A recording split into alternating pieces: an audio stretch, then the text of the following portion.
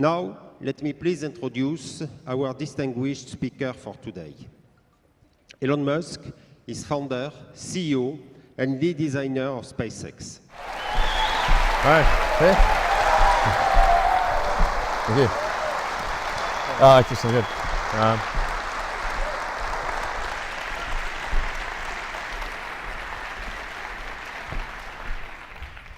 All right. So, welcome everyone. And I'm going to talk more about what it takes to become a multi-planet species. And just a brief refresher on why this is important. I think fundamentally, the future is vastly more exciting and interesting if we're a spacefaring civilization and a multi-planet species than if we're not. You want to be inspired by things. You want to wake up in the morning and think the future is going to be great. And that's what being a spacefaring civilization is all about. It's about believing in the future and thinking that the future will be better than the past. And I can't think of anything more exciting than going out there and being among the stars. This is really, as I said, quite a profound, I wouldn't call it a breakthrough, but realization that if we can build a system that cannibalizes our own products, makes our own products redundant, then all of the resources, which are quite enormous, that are used for Falcon 9 Heavy and Dragon, can be applied to one system. Some of our customers are conservative, and they want to see BFR fly several times before they're comfortable launching on it. So what we plan to do is to build ahead and have a stock of Falcon 9 and Dragon vehicles, so that customers can be comfortable. If they want to use the old rocket, the old spacecraft, they can do that, because we'll have a bunch in stock. But all of our resources will then turn towards building BFR. And we believe that we can do this with the revenue that we receive for launching satellites, and for servicing the space station. So going to the satellites portion, the size of this being a 9-meter diameter vehicle is a huge enabler for new satellites. We can actually send something that is almost 9 meters in diameter to orbit. So for example, if you want to do a new Hubble, you could send a mirror that has 10 times the surface area of the current Hubble as a single unit. It doesn't have to unfold or anything. And or you can send a large number of small satellites. You can do whatever you like. You can actually also go around and, if you wanted to collect old satellites or clean up space debris, you can just use the sort of chomper over there and go around and collect satellites or collect space debris if you want. So that may be something we have to do in the future. But that fairing would open up and retract and come back down. So it enables launching of Earth satellites that are significantly larger than anything we've done before, or significantly more satellites at a time than anything that's been done before. It's also intended to be able to service the space station.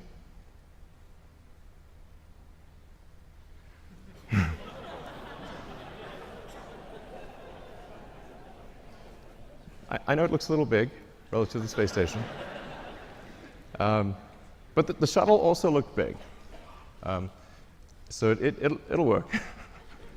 Looks a little outsized, but it'll work. So it'll be capable of doing what Dragon does today in terms of transporting cargo, and what Dragon 2 will do in terms of transporting crew and cargo. So it can do the space station servicing. It can also go obviously much further than that, like, for example, the moon. Based on the calculations we've done, we can actually do lunar surface missions with no propellant production on the surface of the moon. So if we do a high elliptic parking orbit for the ship and retank in a high elliptic orbit, we can go all the way to the moon and back with no local propellant production on the moon. So I think that would enable the creation of moon base alpha or some sort of lunar base.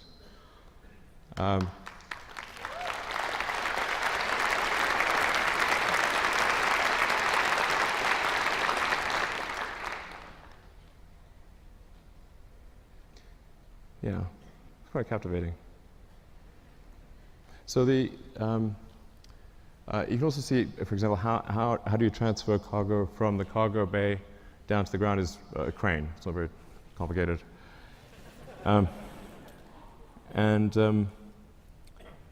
Yeah, so this will enable the creation of a lunar base. And it's 2017. I mean, we should have a lunar base by now. What the hell's going on?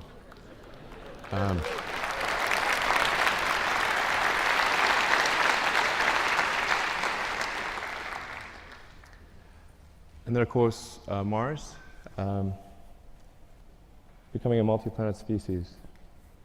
Beats the hell out of being a single-planet species.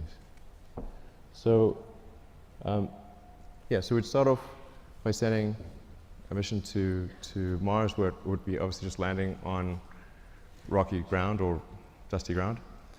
And it's the same approach that I mentioned before, which is you send the spaceship up to orbit, you retank it or refill it until it has full tanks, and it travels to Mars, lands on Mars. For Mars, you will need local propellant production. But Mars has a CO2 atmosphere and plenty of water ice. That gives you CO2 and H2O, so you can make, therefore, CH4 and O2 using the Sabatier process, or some, probably the Sabatier process. And I should mention that long term, this can also be done on Earth. So sometimes I get some sort of criticism for why are you using combustion in rockets and you have electric cars? I'm like, well, there isn't some way to make an electric rocket. I wish there was. But in the long term, you can use solar power to extract CO2 from the atmosphere, combine it with water, and produce fuel and oxygen for the rocket. So the same thing that we would do on Mars, we could do on Earth in the long term. But that's essentially what happens. Similar to the moon, you land on Mars. The tricky thing with Mars is we do need to build a propellant depot to refill the tanks and return to Earth. But because Mars has lower gravity than Earth, you do not need a booster. So you can go all the way from the surface of Mars to the surface of Earth just using the ship. Albeit you need to go to a max payload number of about 20 to 50 tons for the return journey to work. But it's a single stage all the way back to Earth. And I'll show you so this is a true physics simulation. This will last about a minute. So you come in, you're entering very quickly, going 7.5 kilometers a second. For Mars, there will be some ablation of the heat shield. So it's just like a sort of brake pad wearing away. It is a multi-use heat shield, but unlike for Earth operations, it's coming in hot enough that you will see some wear of the heat shield. But because Mars has an atmosphere, albeit not a particularly dense one, you can remove almost all the energy aerodynamically. And we've proven out supersonic retropropulsion many times with Falcon 9, so we feel very comfortable about that. This is because it's sort of, you can see it's sort of a mesh system. It's not meant to be sort of particularly pretty because it's just trying to simulate the physics of it. But the size of the cone gives you a rough approximation for how much thrust the engines are producing.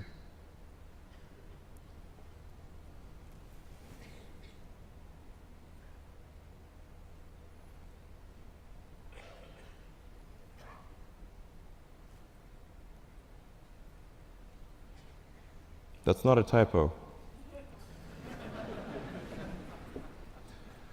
Although it is aspirational.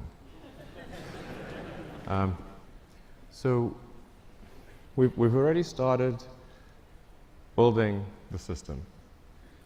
The tooling for the main tanks has been ordered. The facility is being built. We will start construction of the first ship around the second quarter of next year, so in about 6 to 9 months, we should start building the first ship. I feel fairly confident that we can complete the ship and be ready for a launch in about 5 years. 5 years seems like a long time to me. Yeah.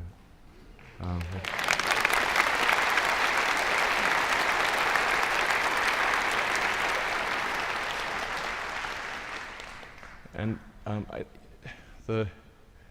the area under the curve of resources over that period of time should enable this time frame to be met. But if not this time frame, I think pretty soon thereafter. But that's our goal, is to try to make the 2022 Mars rendezvous. The Earth-Mars synchronization happens roughly every 2 years. So every 2 years, there's an opportunity for to fly to Mars. So then in 2024, we want to try to fly 4 ships, 2 of which would be crewed, and 2 of which, two cargo and two crew. The goal of these initial missions is to find the best source of water. That's for the first mission. And then the second mission, the goal is to build the propellant plant. So we should, particularly with 6 ships, there have plenty of landed mass to construct the propellant depot, which will consist of a large array of solar panels, very large array, and then everything necessary to mine and refine water, and then draw the CO2 out of the atmosphere, and then create and store deep cryo CH4 and O2. Then build up the base, starting obviously with one ship, then multiple ships, then start building out the city, then making the city bigger, even bigger.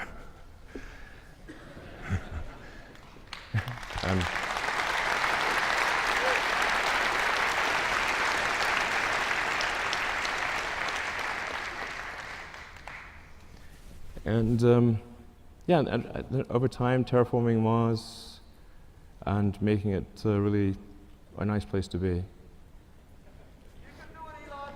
Thanks. Give me it.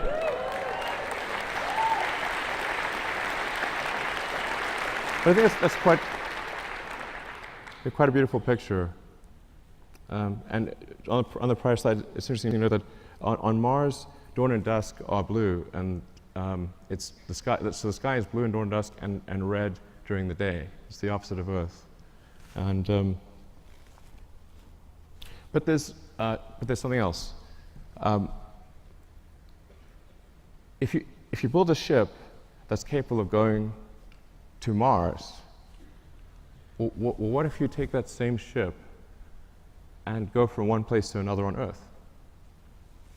So we looked at that, and the results are quite interesting. Let's take a look at that.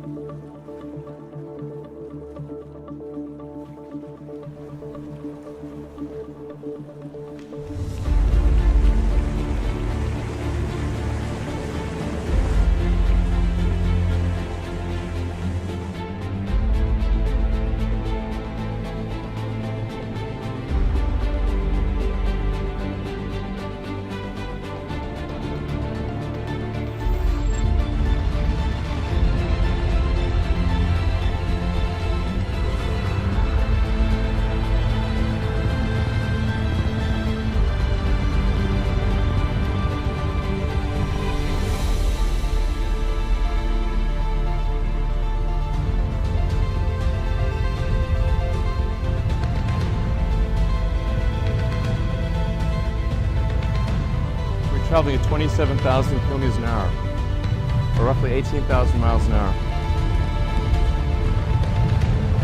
This is where the propulsive landing becomes very important, to get it right.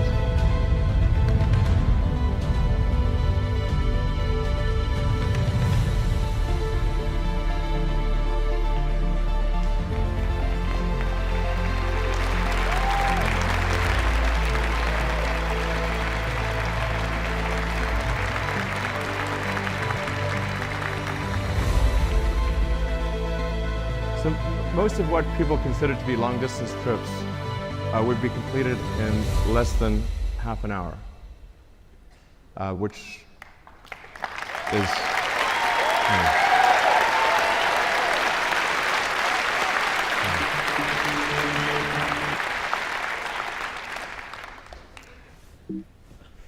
mountain.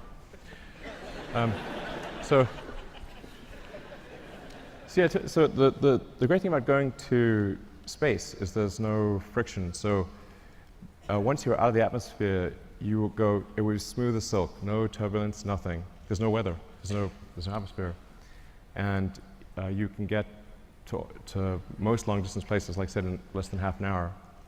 And if we're building this thing to go to the moon and Mars, then why not go to other places on Earth as well? All right, thank you.